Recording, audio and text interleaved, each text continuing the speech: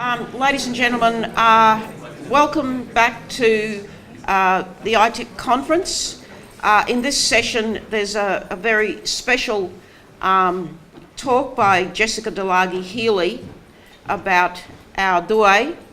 Let me just say, first of all, a few words about Jessica. Dr. Jessica De Largy Healy is a French-Australian anthropologist who has worked in the Research and Higher Education Department of the Musée du Quai Branly in Paris. After completing a PhD here at the University of Melbourne, and also in a co-tutel with the École des Hautes Études en Sciences Sociales in Paris on digital archiving practices in northeast Arnhem Land. She undertook research on Australian material and audiovisual collections in the European museums and archives. So Jessica and I have known each other for many years. I was one of her supervisors, but of course her main supervisor was the late Dr. Goombala. She has studied the many creative ways in which these materials have been reappropriated in their source communities. And next week she starts in a new position in France, a very prestigious position, the French title of which I promptly forgot. Chargé de recherche.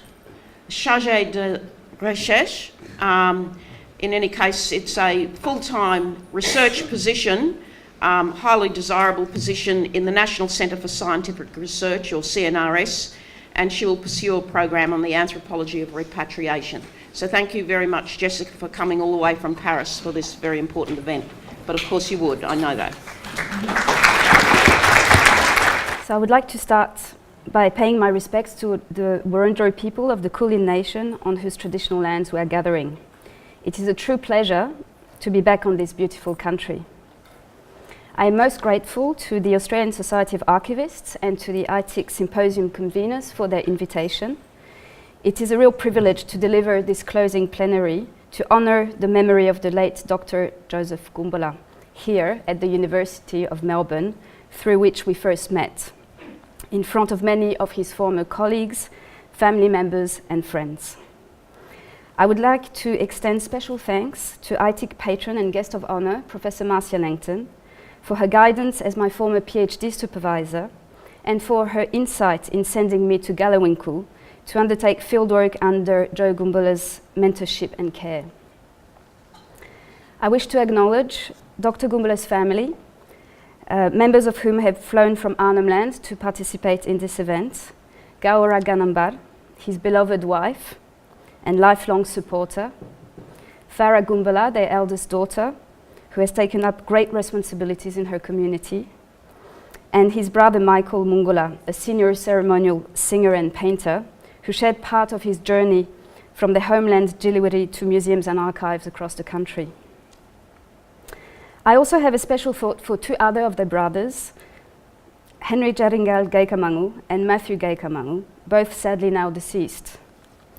In the early 2000s, these elders entrusted Dr. Goombala with the necessary authority to begin his research on what the old man called their collections, the paintings, objects, sound and visual records belonging to the Gupapuimo clan, which since the 1920s have been dispersed among dozens of institutions worldwide. Transmission to the young generations, stuck in between two worlds, as they said, was central to their commitment to take action in new and challenging ways. The fact that we are here today to celebrate some of their achievements, some 15 years later, is a tribute to their pioneering vision. When Lyndon Orman Parker first invited me to give this plenary a few months ago, I felt both honoured at this opportunity and somewhat awed at the prospect of addressing such an expert audience, comprising many colleagues and practitioners who are currently working at the forefront of technological innovation. As the symposium speakers have demonstrated over the past 2 days, Indigenous engagements with information technologies are extensive, diverse, and remarkably creative. New media projects that we couldn't have conceived of 10 years ago are flourishing all over the country. In addition to the more classical knowledge management tools, such as databases, we are now looking at cutting-edge development in gaming, social media, and phone applications. My own experience of such matters started in the early 2000s, ancient times really, when we consider the speed at which these technologies have evolved. In 2002, Dr. Gumbula and his two late brothers, together with Richard Gandoy Garawura, an important leader of the Galawinku community on Elcho Island, became the founding directors of a new local organization called the Galawinku Indigenous Knowledge Centre. Funded through the former NT Libraries and Information Services, this pilot knowledge centre was established to host an experimental Yolngu digital archive. As part of a collaborative research agreement signed between the University of Melbourne and the Town Council, I was charged with assisting the group of men in developing this project. In those days in Galawinku, computer literacy was scarce, to say the least. Digital media were just making their way into people's lives, and it is hard to believe today when you walk around the community, there were no mobile phones, no Facebook, no YouTube, no Bluetooth. The internet had only recently become accessible in a handful of community organizations through unstable and slow broadband and satellite connections. While very few people had any experience of these technologies, the advent of new media in the community carried great promise for a cultural future, as anthropologist Eric Michaels had put it in the context of Central Australia, where he had been working 2 decades earlier. With the successful ASA-ITIC archival model created for Anangu use, digital archiving projects appeared as a promising tool for the empowerment of Indigenous groups, especially for those living in remote areas of the continent. Our collections have gone and never came back, the directors of the Knowledge Centre used to say to explain their predicament after decades of outside collecting. Northeast Arnhem Land occupies a particular place in the history of Australian Indigenous museum and anthropological collections, partly because of the long and continuous research tradition that characterizes the region up to this day. Since the American anthropologist Lloyd Warner's seminal fieldwork in the late 20s, only 5 years after the first mission, Milingimbi was established in the region, in what was then an Aboriginal reserve. In excess of 50 researchers and collectors have worked in the different communities and homelands of the region. In addition to a huge corpus of ethnographic records, photos, films, sound recordings, field notes, transcriptions, disseminated through various institutions, the region is renowned for its bark paintings, thousands of which have been integrated in museum collections as far as Europe and the United States. And we have heard of some of these collections earlier this afternoon.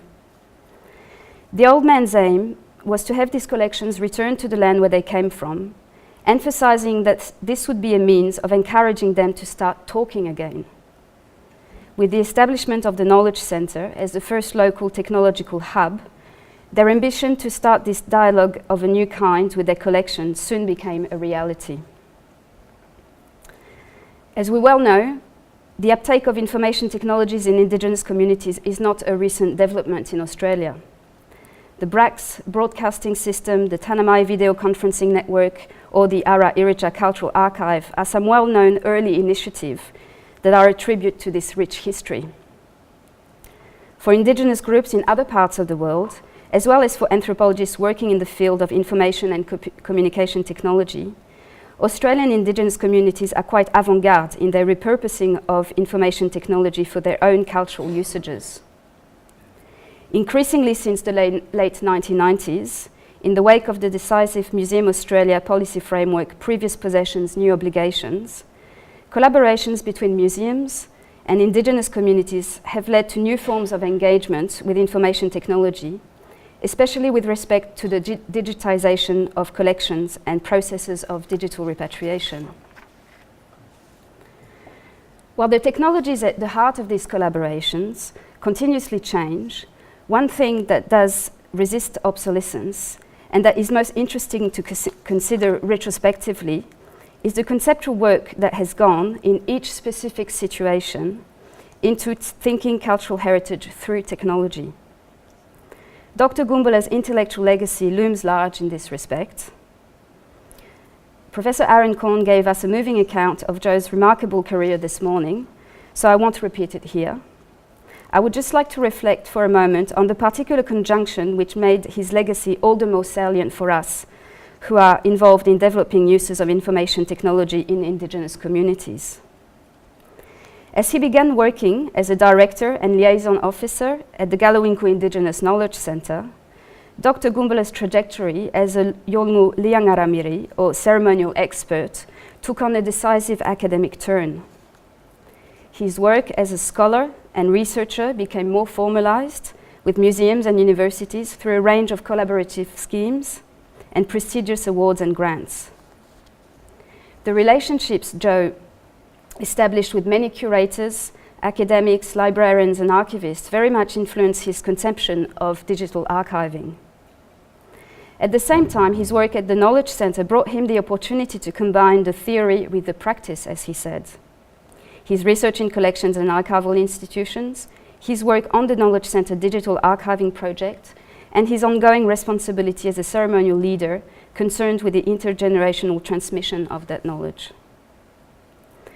Drawing on Joe's early insights into the digital archiving of Yolngu knowledge, I would like to share a series of 4 defining moments in our common journey, which have helped me appreciate both the greatness and the complexity of the task ahead.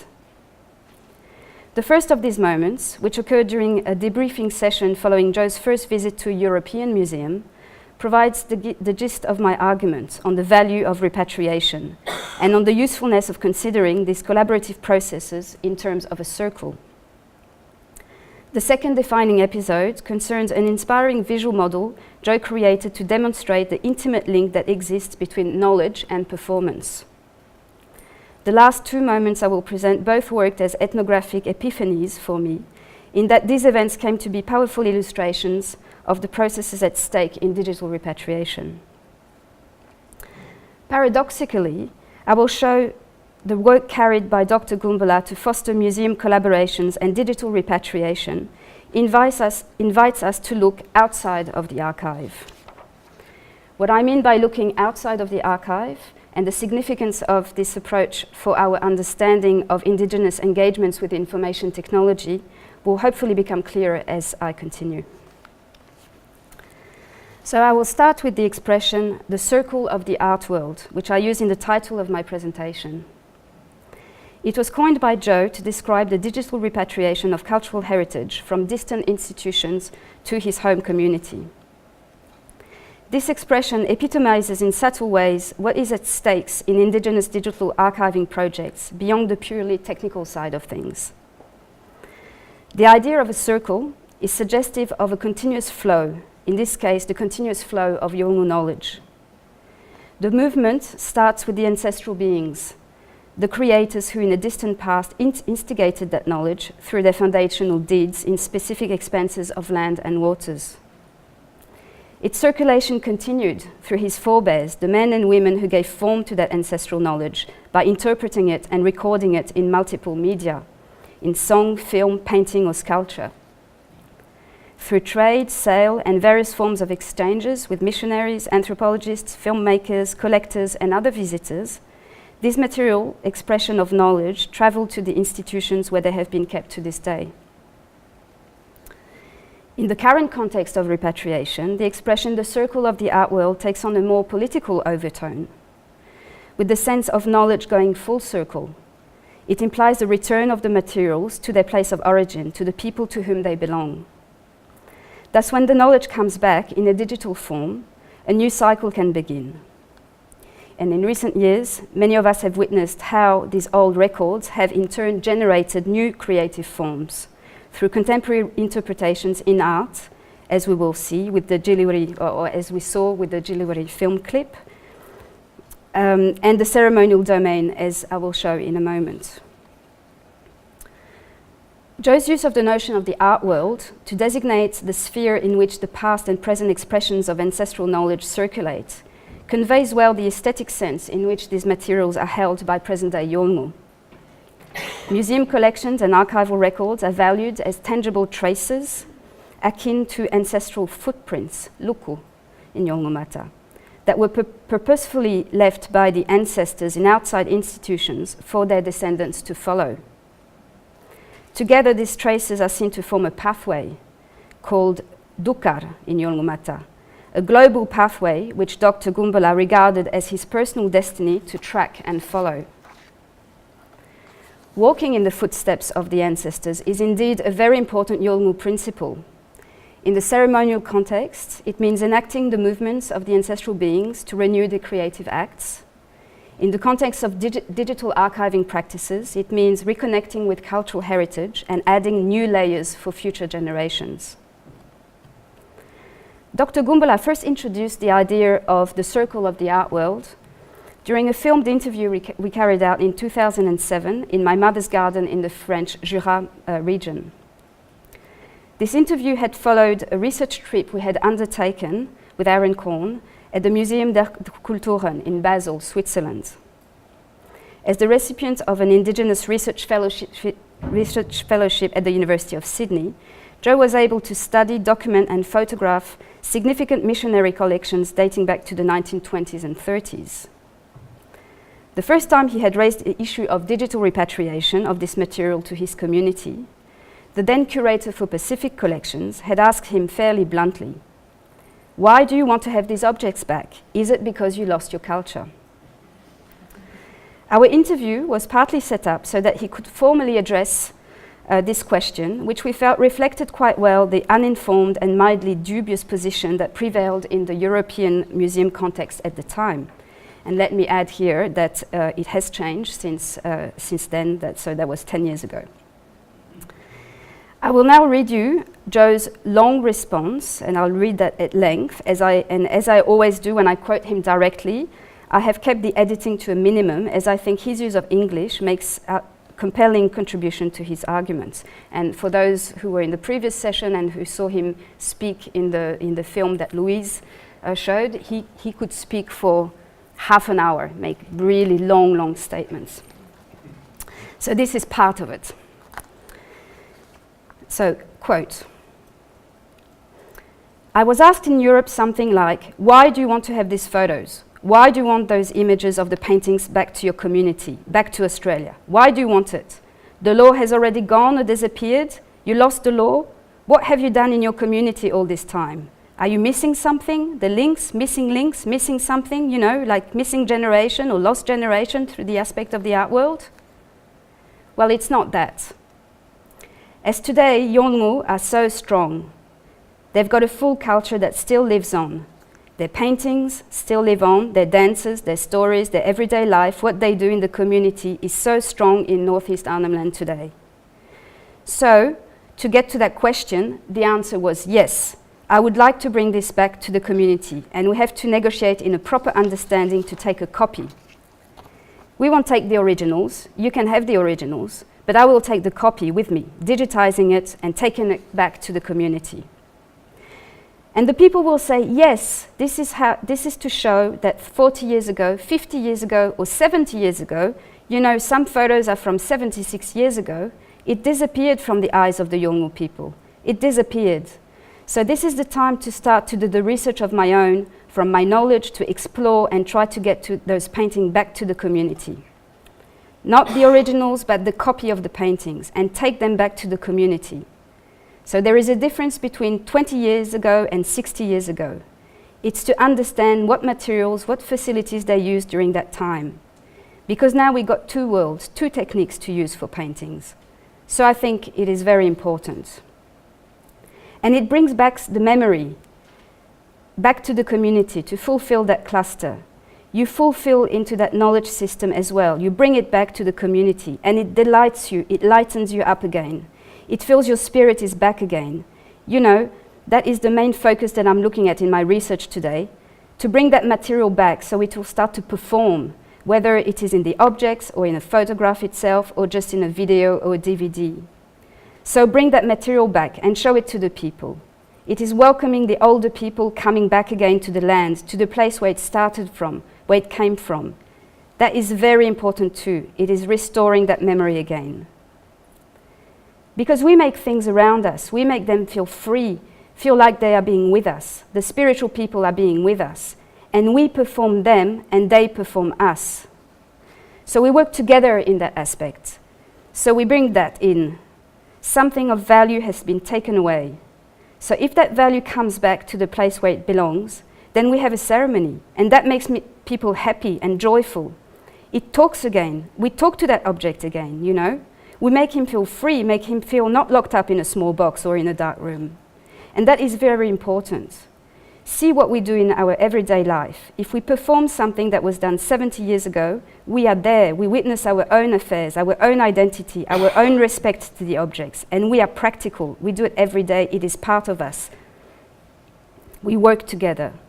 That's when everybody is smiling. That's, you know, when kids paint themselves, kids dance, to young people, women, and to the old. Everybody is dancing to that way.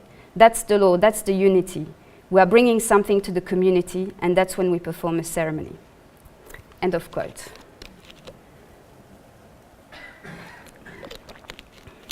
Those of you who have had the opportunity to work with Joe will recognize the passion and verve with which he spoke of his work and of the question of repatriation.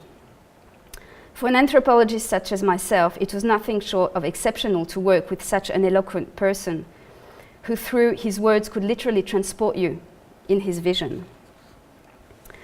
While there would have been many threads to pull from that quote, I would like to draw your attention to one specific aspect which seems to me of utmost significance for us here, who have gathered to discuss Indigenous engagements with new technologies. This specific aspect can be condensed in the sentence, "We perform them and they perform us." To me, this idea of a mutual performativity between the ancestors, the objects, and the people rests at the heart of the digital repatriation processes we are engaging in. This is why, far from fixing information and on databases, from freezing knowledge on computers, the value of repatriation lies, as I suggested previously, outside of the archive, as it stimulates creativity in ritual, artistic, and other domains of practice. To emphasize this point further, let me present you with a second defining moment that powerfully demonstrate the interconnectedness between archive and performance. Some of you may have already seen this painting, so Aaron showed it this morning without going into details. And I won't go into full detail because we could spend 2 hours discussing the complexity of this painting, but I'll just give you a run through it. So this painting was created by Dr. Gumbula in 2002, and he used it extensively throughout his career in university lectures, conferences, museum consultations, exhibitions, and publications. Before I delve into its complex workings, I will just outline for those unfamiliar with the Arnhem Land context some basic features of the Yolngu knowledge system. As in many other Australian Indigenous groups, Yolngu religion is characterized by a revelatory system of knowledge. Knowledge expressed in songs, stories, paintings, or ritual objects, and by extensions in the new media representing these things, photographs, digital images, audiovisual recordings, and even some anthropological books. This knowledge is not free and publicly available. Sacred knowledge is part of a sacred endowment, as it was famously described by Nancy Williams, a sacred endowment made by ancestral beings to specific clans or land-owning groups. Thus, knowledge contained in paintings and other objects, even public outside knowledge that everybody can see during public ceremonies, for instance, is owned and controlled by specific groups. Access to certain kinds of knowledge is restricted to specific categories of people on the basis of clan membership, kinship, gender, and ritual status. To explain the intricacies of the Yolngu knowledge system, Joe devised this conceptual map, which he called the Yolngu Knowledge Constitution. It was initially conceived as a blueprint for the Knowledge Center database to reflect differential access rights to the information repatriated from museums. Painted on a large canvas, which was later digitized and recolored to draw out the traffic light analogy that you can observe here, this model is both complex and ingeniously pedagogical. As a conceptual tool to think through the implications of digital repatriation to Indigenous communities in Australia and beyond, This model has been a source of inspiration throughout my own intellectual trajectory. Through its vertical partitioning, the model shows how Yolngu knowledge flows through public, restricted, and secret domains. From the public or outside domain, called Garma in green here, to the secret, restricted, or inside Ngara domain of knowledge in red here, where in his words one needs to proceed with the utmost care. These names of or levels also correspond to the different ceremonial grounds, which you can see on the painting, that are consecrated to host different types of ceremonies. The horizontal partitioning shows the social distribution of knowledge between the two Yolngu moieties, named Dua and Yericha, which are on both sides of the painting, and between a set of interrelated clans who all have differential access rights to a particular body of knowledge through specific kin relations.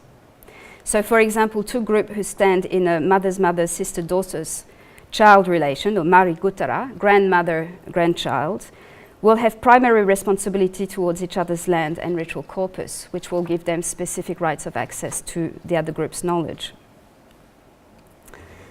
A few months after he started working at the Knowledge Center, Joe added a second painting to this one, thus creating a new montage, which he asked me to collate on the computer.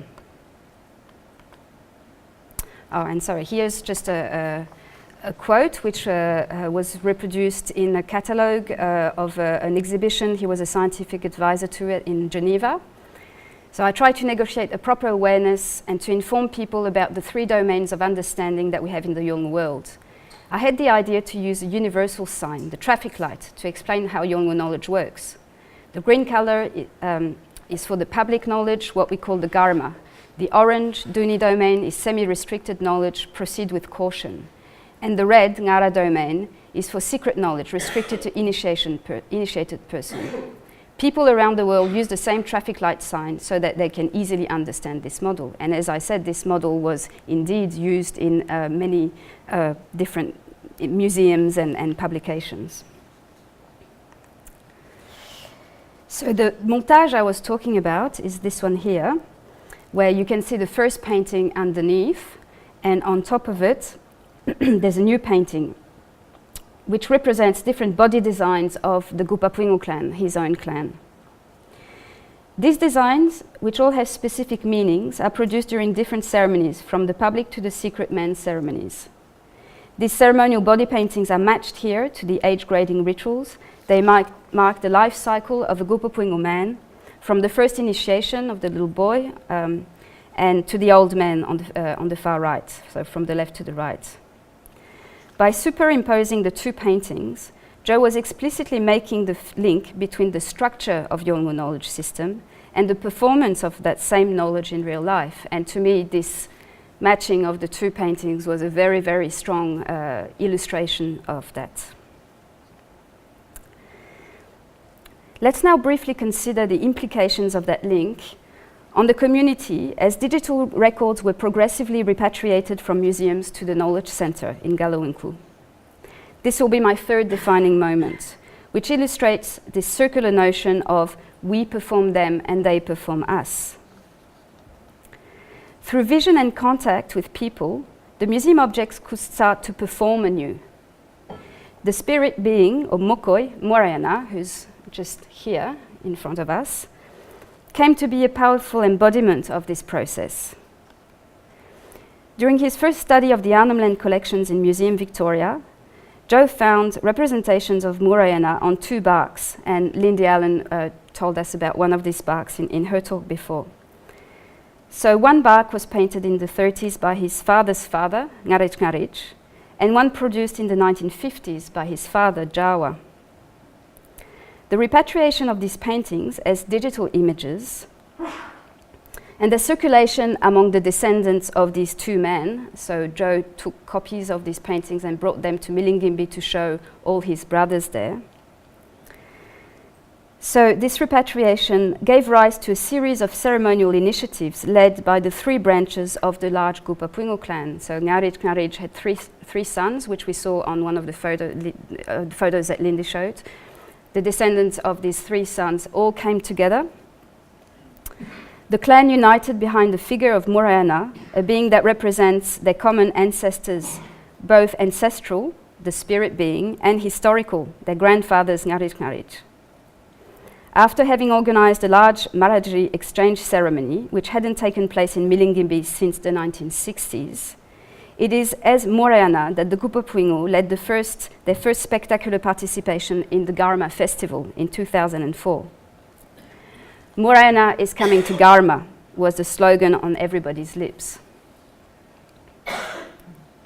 Finally, I wish to share a fourth and last example to raise some of the issues that we can expect when engaging in Indigenous knowledge repatriation projects. It concerns a research project that I carried out some years ago at the Musée du Quai Branly in Paris. The project involved redocumenting part of the Karel Krupka collection of bark paintings held by the museum from the perspective of the painters' descendants, the sons and daughters of the painters, most of whom still live in the Milingimbi community. After meeting with Joe in Galawinku to discuss this project, he requested his brother, Michael here, to assist me by introducing me to the rightful descendants of the painters. People, I soon found out, were not at all interested in discussing the subjects of the paintings.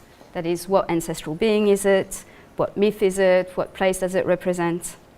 They were most interested, however, in determining who had inherited the rights in particular paintings and whether people still painted the story in the same way or differently.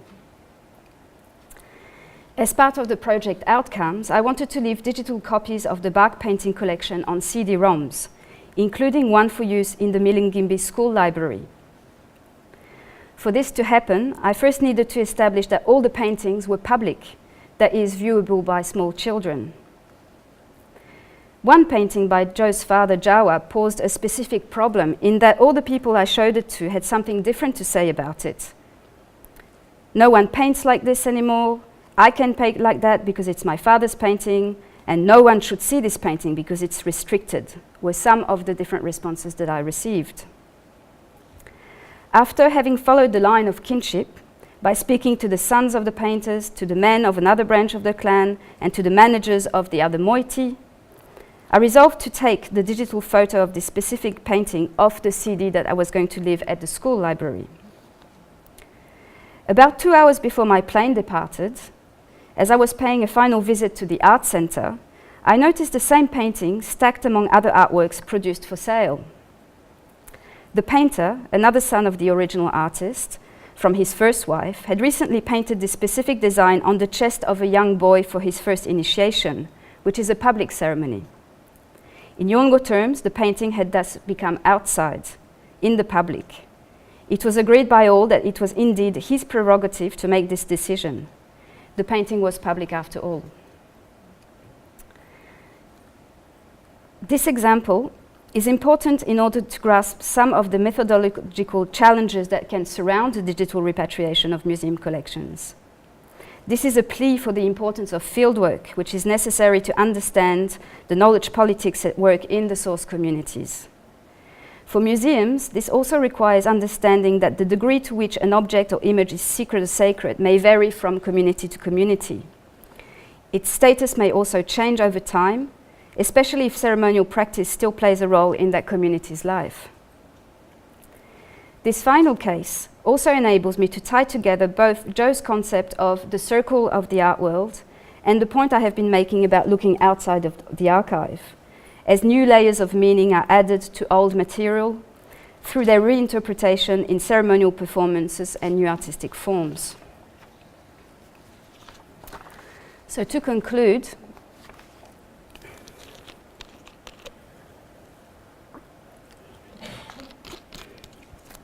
seen from France, where I'm now based, the linkages that have been established in Australia in recent years between archives, images, collections, and Indigenous knowledges, which was the theme of the conference, and the research collaborations these linkages have entailed between institution and source communities are way ahead of what has been happening there.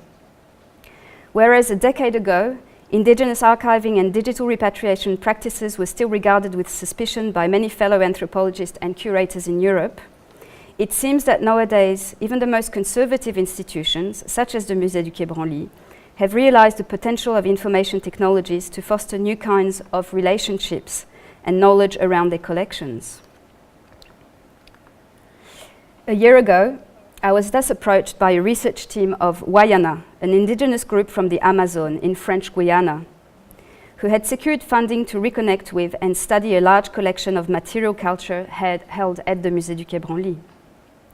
The SAWA project, which is Indigenous Knowledge, Wayana and Apalai, two different groups, is the first of its scale to take place in the museum. It is led by 3 older men, a middle-aged man and a young woman. The group are working on the development of an online cultural portal, and they initiated contact with me when they heard of my past experience in Aboriginal Australia. They asked me to give them a presentation on Aboriginal digital archiving practices. They were most interested in the evolution of these practices over time, which models were created, what had succeeded, what concerns had been raised, and how these concerns have been resolved. The most moving moment for me was when I told them about Joe's research, how he had traveled the world alone to visit distant museum collections. Alone, was one of the group cried. He did all of this alone. While Joe was never completely alone, having secured the support of many friends and colleagues over the years, his path was very much one of a pioneer, who took it upon himself to act for the future of his people. It took quite an exceptional personality to achieve this, and I think that all of us here who have benefited from his guidance and vision would agree that he was one of a kind, the sort of person you feel blessed to have crossed paths with, and indeed walked with him for at least part of his journey. As we have heard repeatedly over the past 2 days, Dr. Goombala's legacy looms large over our academic and professional circles as fellow researchers, anthropologists, museum curators, librarians, or archivists. The necessity for museum and archival institutions to engage in long-term relationships with Indigenous communities is one of the important points that was raised during the Makarata ceremony, which was the ultimate project Joe worked on, literally on his deathbed. The result of an ARC-funded collaboration between the Australian National University and Museum Victoria. So Louise Hamby spoke about this before. This peacemaking ceremony between the Yolngu from Milingimbi and the institutions holding their collections mobilized in August 2016 some 30 delegates from Australia, Europe and the United States. The fact that all these people gathered in the tiny township on Dr. Goombala's own ground speaks for itself about the high esteem in which he was held in the museum world. I rest assured that his footsteps will be followed by many, in Australia, but also in the institutions he visited in Europe and America over the last 10 years of his career.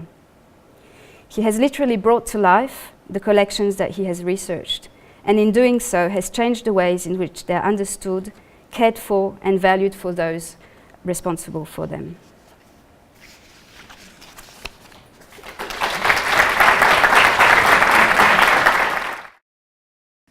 So today has been a very important and emotional day for many of us here. And again, I'd like to acknowledge Dr. Goombala's family, his wife, Pam Gunumbar, and his daughter Farah, and his brother Michael, who've been here through all these sessions. And of course, other people from Arnhem Land have been here and count Joe as a relation, and of course the several people here in this room who were adopted by him or relate to him through Gorotu. So we made a commitment to him to acknowledge his great contribution to our lives and especially our academic work. And I think today was a very fitting tribute to all of that work, and I hope that you'll take back to Gulliwinku and Milingimbi and his other families in Arnhem Land the knowledge that those of us who worked with him greatly appreciated his generosity, his wisdom, and his great knowledge. And you may have a sense now of how much work that he did all around the world, and which he did for his people, for his own Daigurguru people and for other Yolngu. Let me just say a few words about each of the papers that I heard. We started this morning with Aaron Corn's tribute, which was in many ways very personal, acknowledgement of his father and teachers' entanglement with his own development as a scholar, as a thinker, and as a spiritual being. So I'm sure that will be a great contribution to the book that you plan from today's proceedings. Now, of course, Joe was able to become a fellow here at the University of Sydney because he had friends like Aaron, myself and Jessica. And what happened, of course, is that we were able to fill in all those forms that are required, and Aaron particularly in writing all of the ARC applications for the fellowships, the ARC Discovery Fellowships. So I don't think any of us would ever say that we merely transcribed what he said. He was such an important thinker that we didn't want him to leave us. And we all found ways to keep him in our world because he transformed our university lives into something very special, because it's so very difficult to meet those obligations that Yolngu people place on us, well, Aboriginal people everywhere place on us, which universities don't really allow us to do. And I think that came out today. So a tribute to Aaron for all the hard work that he did in making it possible for Joe to be with us through all of those grants and fellowships. I was very pleased myself to hand over my entire Neville Bonner Teaching Award to make it all happen in the beginning, but it was nowhere near what I owed him. Can I say that? No, you can never really repay that, can you? You can never repay what he did for us. So we got a sense of it in several papers. Say, for instance, in Louise Hamby's paper about that missing shoe, the missing right shoe. That's the kind of detail that we would come across in his examination of our work. We'd find something missing, we'd say we didn't understand something, or something was lost, and we would sit bolt upright in bed at 3 o'clock in the morning and try to untangle that problem. So I was really thrilled that we were able to hear Manakay this morning, and the Yidaki playing by Mr. Wannabe, and many thanks to Lyndon for all his hard work. Michael's beautiful Manakay singing, thank you. Many thanks to Lyndon for making sure that Michael and Mr. Wannabe and everybody, the family and Ishmael and Joe got down here for this. Having Manakay in the university, sung here, Michael, I want to say, is, you can't imagine what it was like when it first happened here back in 2002. And, those of us here in this room now think, well, that's the way it should be. But back then it was quite revolutionary to have your brother singing Manakay here and bringing this place to life. Previously it had only ever been written down in paper. what you did this morning reminded us so much of what it was like to have Dr. Goombula here, waking this place up. And so I don't want to do a disservice to all the excellent papers given here today in his honour, but I do want to thank all of those people who made it possible. So together, Dr. Lyndon Orman Parker and Dr. Aaron Corn have made all of this possible for us, and thank you very much for your hard work. Thank you to all of those colleagues who worked hard to produce the very fine papers presented here today. And it was nice to see again that combination of our old National Recording Project work with the people from the Wairarwi talking about, is it Manjari songs? Injalaku and I think Manjari. Manyadi, yes. And also I think very touching to have the work from the Monash University people on the Gum Midlan and the Gum Molon. And, you know, what a shocking way to lose your culture, that tsunami in 2009. And so, you know, to know that there is an archive where the people of Arche can go for the music traditions that they lost in that terrible event is an important contribution to world civilisations, and it was very nice to have you here with us today. And most of us are thinking along the same lines, you know, all of this could disappear, something could happen. So this was of course the inspiration originally for the National Recording Program, which Aaron and somebody else referred to today. Alan Marrett, yes, thank you Emeritus Professor Alan Marrett for coming today and chairing the first session. Dr.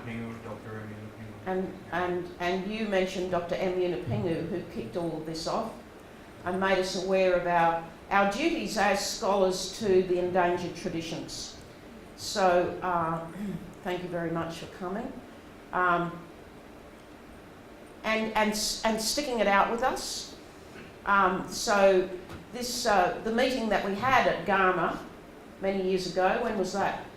That was 2002. 2002. And Joe was first here in 2000, so it was Yes. 3 years earlier. Yes. 2002 was the Garma meeting. Yeah. Yeah. So in 2002 was the Garma meeting where we established the National Recording Project. And I guess ever since then our little network has grown and grown and grown.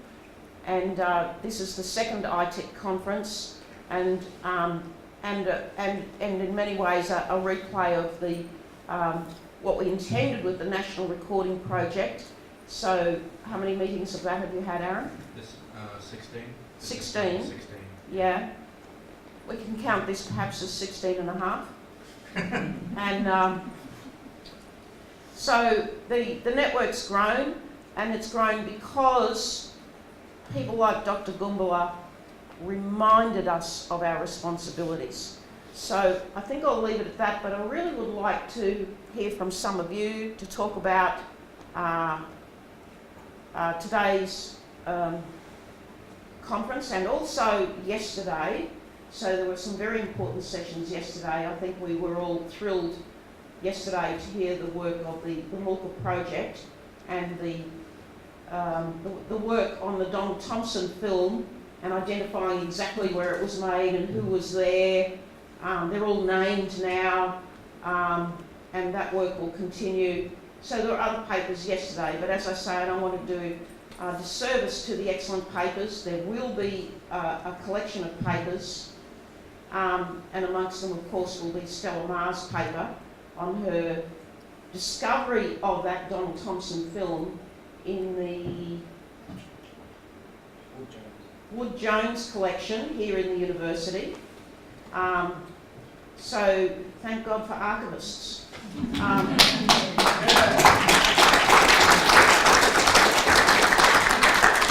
Very short. It's a very short one. It's just to say 7 years is too long, Marcia and Lyndon. The next ITIC should be a bit sooner. There's a reason for that. We vowed that we'd allow Lyndon to finish his PhD. And we vowed that we would do another one of these to take pressure off him until he finished it. And he did finish it.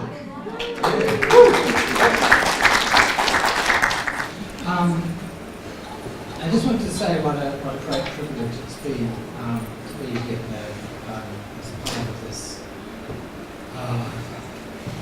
forum, this sort of academic ceremony of honouring Joe. For me, it's been particularly important because I wasn't able to go to his funeral, and I sort of felt a massive sense of unfinished business. So, Pam and Clara, and Michael, I particularly want to thank you for coming down here and bringing that to us, so that we can really feel the sort of shift in our lives, to really feel the loss, feel what we've lost with passing of Joe, because he was really a great man. And I think everything today has just shown how great he is. One of the things that often happens in events like this is that each of us knows Joe or knew Joe in a particular domain. But there are all sorts of domains that we didn't know about, where he was working with other people on all sorts of things. And the breadth of what he did was extraordinary. Not just the depth and the originality, but also the breadth of what he did was really extraordinary. The other thing I want to say is, you just reminded me, Marcia, when we talked about 2002, which was really when, as Jessica reminded us, around that time was when the possibility of digitalisation and all the implications of that for repatriation were just beginning to become apparent. And when we had those conversations in 2002 about how wonderful it would be to engage in communities, to serve communities by training people to record, to return materials to communities, to create access points, digital access points, so that people get access. I mean, we hadn't even thought of mobile phones at that point. And here we are today, 16 years or so later, and it's just how it is. We just accept that world now. But at that moment, it wasn't really apparent, and what really made it apparent to us was the direction of people like Joe and people like Dr. Mpingu, and many of the other senior practitioners and elders that gathered in those early occasions. So I think we really owe a debt of gratitude to them for their perspicacity in really seeing the potential of this all happening. So that's what I wanted to say. Thank you. I think it's come out of a few of people's talks today, the sentiment or the idea that it's not the end, it's the beginning, and Gumbula, Dr. Gumbula taught us really well, and we're going to keep moving forward with the messages and the understandings and the idea of working together that he encouraged us the way he encouraged us to work. We will keep working on that. We will carry it forward. I guess just drawing on what Rebecca says about continuing to work, but a lot of the papers yesterday, it's very important to collaborate, to not. I'm thinking of the native title paper, particularly yesterday, that was on, which is very interesting. But it was one part, it was a paper for those who weren't there on looking at access to records that have come through the federal court and native title tribunal process, and all the sort of common problems that the archives might have, or land councils or rep bodies might have, libraries, museums, which is how to identify, how to digitise, how to preserve, how to find out from communities. And as I said this morning, the key is that the community is centre, not what those institutions are holding things. That's important. And also that, all these things do take resources, not just people from both within communities or institutions, or money in terms of digitisation, which we know is expensive.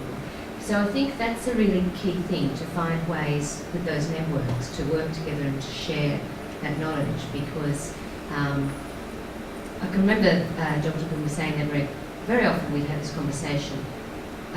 Julia, the people don't care where it is.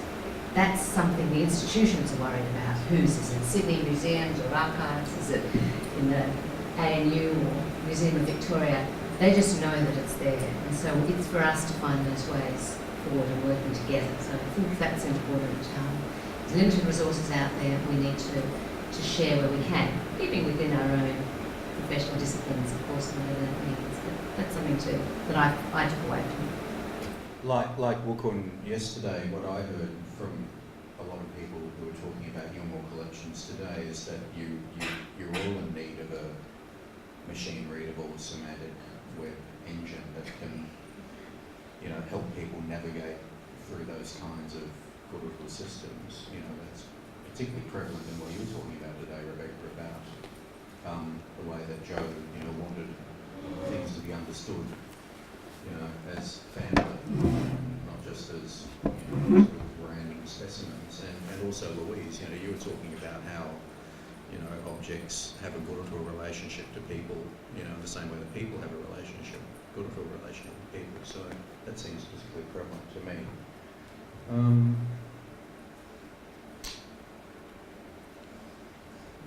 We need to remind people about the church service. We will. Before we do that, where are the conveners of this conference? Catherine and Catherine, and Catherine? Where's other Catherine? Where's other Catherine? You and Lyndon are conveners. No, but the whole thing, like. Catherine. Yeah, Catherine. And so there's Catherine there, Lyndon and Julia. Can we give them all a massive round of applause?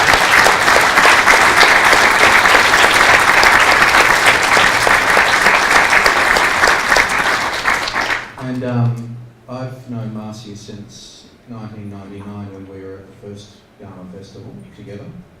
And it's been pretty much good 9 days out of 10, hasn't it? It's been pretty awesome. And the world hasn't quite been the same ever since. So let's give her a round of applause.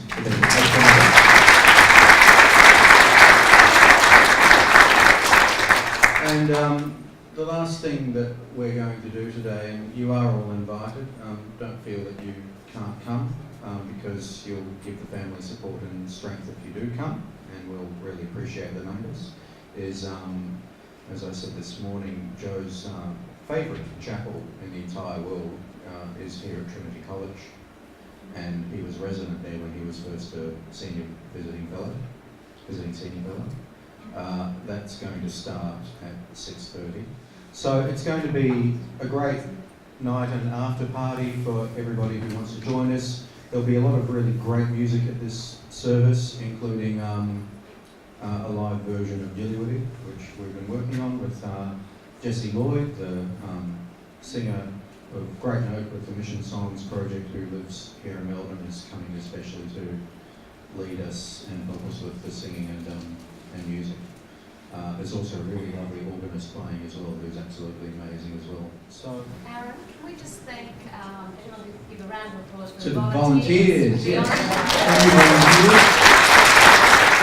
We've sort of drifted a lot from where the session began. So again, Jessica, thank you for a fabulous keynote. It was really wonderful. Thank you so much.